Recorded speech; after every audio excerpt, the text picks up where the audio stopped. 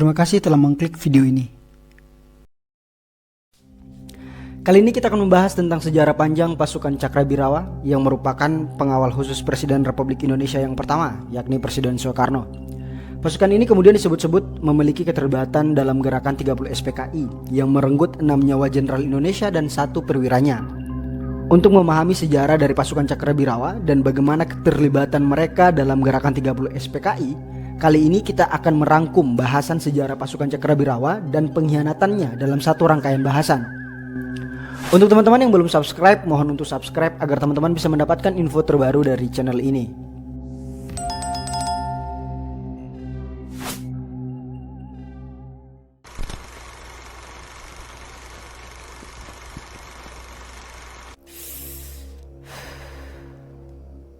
Mungkin sebagian dari kita sudah familiar atau setidaknya tahu tentang peristiwa gerakan 30 SPKI dan sekelam apa sejarah peristiwa itu bagi bangsa kita.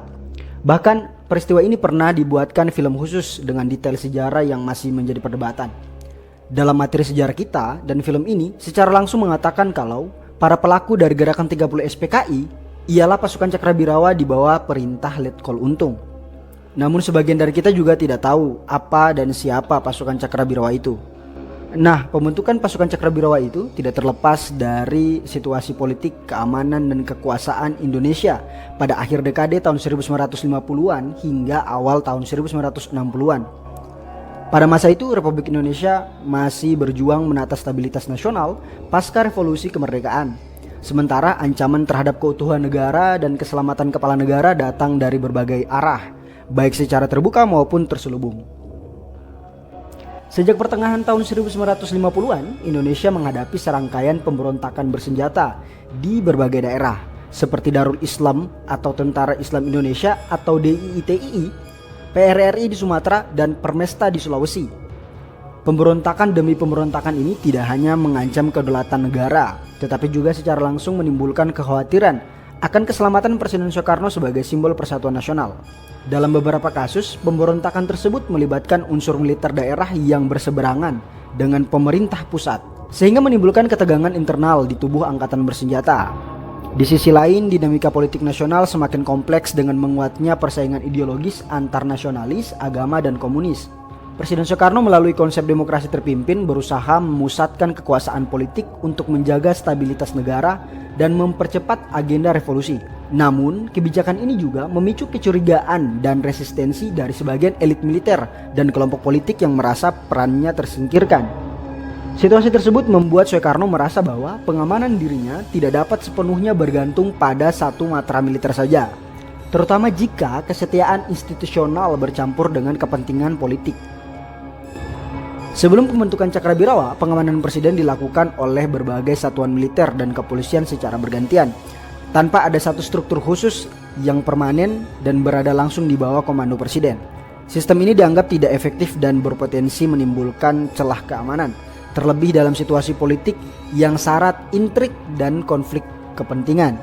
Soekarno memandang bahwa seorang kepala negara, terlebih dirinya yang sering tampil di hadapan publik, memimpin rapat akbar dan melakukan kunjungan ke daerah-daerah rawan, membutuhkan pengamanan khusus yang terorganisir, profesional, dan memiliki loyalitas tunggal.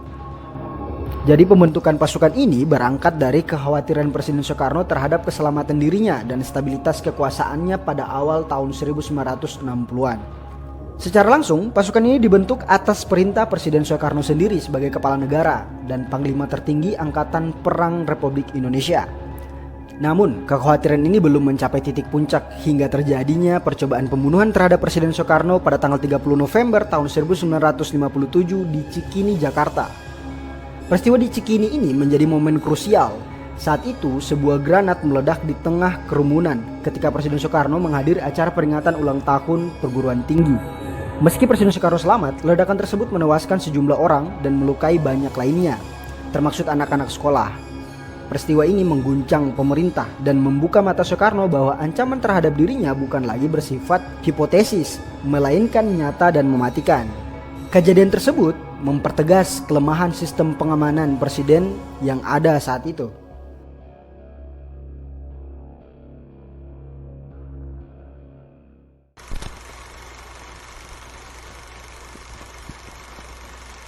Setelah peristiwa di Cikini, Presiden Soekarno mulai mendorong pembentukan satuan pengamanan yang benar-benar khusus, permanen, dan berada langsung di bawah kendalinya. Nah, secara organisatoris, pembentukan pasukan Cakrabirawa melibatkan peran penting Brigadir Jenderal Sabur, seorang perwira angkatan darat yang dikenal dekat dan dipercaya oleh Presiden Soekarno. Brigadir Jenderal Sabur kemudian ditunjuk sebagai komandan pertama pasukan Cakrabirawa. Di bawah koordinasinya, dilakukan rekrutmen personel secara selektif dari berbagai matra, yakni Angkatan Darat, Angkatan Laut, Angkatan Udara, serta Kepolisian Negara Republik Indonesia.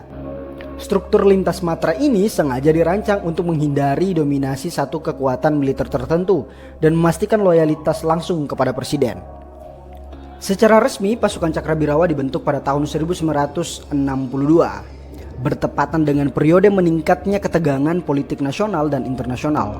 Pada saat yang sama, Indonesia sedang terlibat dalam konfrontasi dengan Malaysia dan mempersiapkan operasi Trikora untuk merebut Irian Barat. Kondisi ini menempatkan Presiden Soekarno pada posisi yang sangat strategis sekaligus rentan karena ia menjadi pusat pengambilan keputusan politik dan militer dalam skala besar. Ancaman terhadap keselamatan presiden dipandang sebagai ancaman langsung terhadap stabilitas negara. Rekrutmen anggota pasukan Cakrabirawa dilakukan secara selektif dengan mengambil personel terbaik dari berbagai matra angkatan bersenjata serta kepolisian. Mereka dipilih tidak hanya berdasarkan kemampuan fisik dan militer, tetapi juga berdasarkan kedisiplinan, rekam jejak, serta kesetiaan kepada presiden dan ideologi negara. Dengan komposisi lintas matra ini, pasukan Cakrabirawa diharapkan menjadi pasukan yang solid, profesional, dan tidak terikat pada loyalitas sektoral tertentu. Nama Cakrabirawa dipilih langsung oleh Presiden Soekarno, terinspirasi dari tradisi kerajaan Jawa kuno yang menyebut pasukan pengawal raja sebagai penjaga utama kekuasaan dan simbol negara. Penamaan ini mencerminkan pandangan Soekarno tentang kepemimpinan nasional yang bersifat sentralistik, karismatik, dan revolusioner. Pasukan ini tidak hanya berfungsi sebagai pengawal fisik, tetapi juga sebagai representasi kekuatan negara yang setia kepada presiden sebagai pemimpin revolusi. Keberadaan pasukan Cakrabirawa kemudian menjadi bagian tak terpisahkan dari wajah kekuasaan Presiden Soekarno pada awal tahun 1960-an. Sebuah pasukan elit yang lahir dari rasa terancam, kebutuhan akan kontrol, dan dinamika politik yang penuh ketegangan.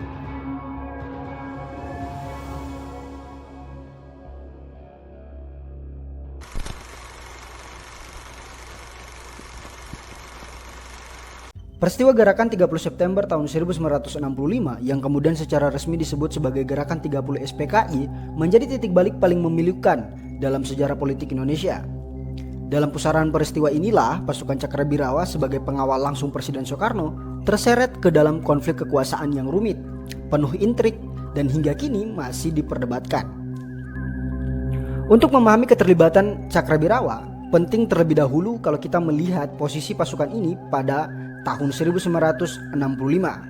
Saat itu Cakrabirawa bukan sekedar pasukan pengamanan fisik presiden, tetapi juga sebagai satuan elit yang memiliki akses langsung ke istana, mobilitas tinggi, serta kedekatan personal dengan Presiden Soekarno.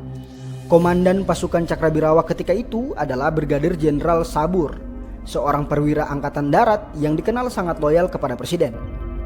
Menjelang akhir September tahun 1965, situasi politik Indonesia berada dalam kondisi sangat tegang. Presiden Soekarno berada di tengah pertarungan kekuasaan antara Angkatan Darat yang dipimpin para jenderal senior dan Partai Komunis Indonesia atau PKI yang memiliki pengaruh besar dalam politik massa. Isu tentang adanya Dewan Jenderal yang disebut-sebut akan menggulingkan presiden semakin memperkeruh suasana. Meskipun keberadaan Dewan ini tidak pernah dibuktikan secara meyakinkan. Dalam konteks inilah muncul Gerakan 30 September yang dipimpin oleh Letkol Untung Samsuri, seorang perwira menengah angkatan darat yang menjabat sebagai komandan Batalion 1 Cakrabirawa, yaitu batalion pengawal inti presiden. Jadi, pada malam 30 September hingga dini hari 1 Oktober tahun 1965, pasukan yang berada di bawah komando Letkol Untung ini terlibat dalam operasi penculikan terhadap sejumlah jenderal angkatan darat.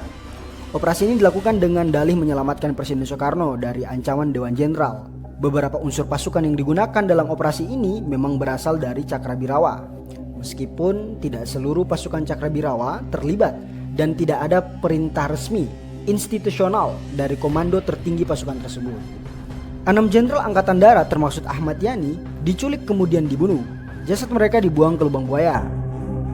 Setelah operasi tersebut, para pelaku mengumumkan melalui radio bahwa mereka telah menangkap Dewan Jenderal demi menyelamatkan presiden dan revolusi. Namun realitas di lapangan segera berubah. Mayor Jenderal Soeharto, Panglima Kostrat, bergerak cepat mengambil alih komando angkatan darat. Dalam hitungan jam, ia menguasai pusat-pusat strategis Jakarta dan menyatakan bahwa gerakan 30 September adalah pemberontakan. Dalam narasi resmi Orde Baru, gerakan ini kemudian ditetapkan sebagai kudeta yang dirancang oleh PKI. Dalam situasi tersebut, pasukan Cakrabirawa berada pada posisi yang sangat rawan. Sebagai pasukan pengawal presiden, mereka secara struktural loyal kepada Soekarno. Namun keterlibatan sebagian personel, terutama Letkol Untung, membuat Cakrabirawa secara keseluruhan dicurigai oleh Angkatan Darat. Meski Brigjen Sabur tidak pernah terbukti secara hukum sebagai penggerak utama, kedekatannya dengan presiden dan posisinya sebagai komandan pasukan membuatnya berada dalam sorotan tajam. Nah, penting dicatat bahwa hingga kini tidak ada bukti kuat bahwa pasukan Cakrabirawa sebagai institusi secara resmi merancang atau memerintahkan gerakan 30 SPKI. Yang terbukti adalah keterlibatan unsur tertentu dan para oknum pasukan tersebut, terutama yang berada di bawah komando Letkol Untung. Namun dalam iklim politik pasca 1 Oktober tahun 1965, pembedaan antara individu dan institusi nyaris tidak diberi ruang.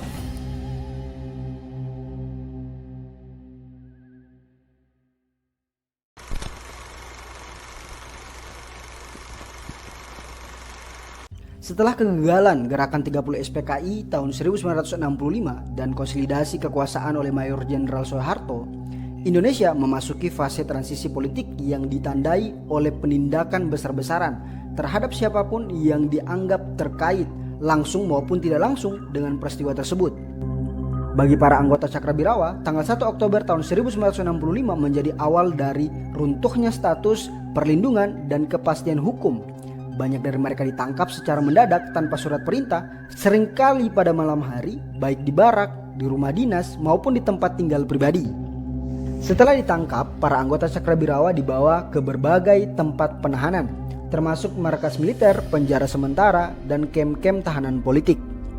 Proses pemeriksaan dilakukan oleh aparat militer dan intelijen, seringkali berlangsung berbulan-bulan bahkan bertahun-tahun. Dalam banyak kasus, pemeriksaan dilakukan tanpa pendampingan hukum, tanpa kejelasan status, tahanan, dan tanpa batas waktu yang pasti. Sejumlah kesaksian mantan tahanan politik, termasuk dari kalangan Cakrabirawa, menyebutkan bahwa selama masa pemeriksaan mereka mengalami tekanan fisik dan psikologis yang berat. Interogasi dilakukan berulang-ulang dengan tujuan memaksa pengakuan atau memperoleh informasi tentang jaringan yang sebenarnya tidak mereka ketahui. Dalam iklim politik pasca tahun 1965, pengakuan seringkali dianggap lebih penting daripada pembuktian hukum. Sebagian kecil anggota Cakrabirawa memang diajukan ke mahkamah militer luar biasa. Namun proses peradilan ini kerap dipertanyakan independensinya. Dakwaan seringkali bersifat umum, seperti terlibat atau mengetahui tanpa bukti konkret. Putusan hukuman pun bervariasi, mulai dari penjara bertahun-tahun hingga hukuman mati, meskipun keterlibatan langsung mereka tidak selalu jelas. Namun sebagian besar anggota Cakrabirawa tidak pernah diadili sama sekali. Mereka ditahan bertahun-tahun sebagai tahanan politik, hidup dalam ketidakpastian hukum. Banyak yang baru dibebaskan pada akhir tahun 1970-an atau bahkan awal tahun 1980-an.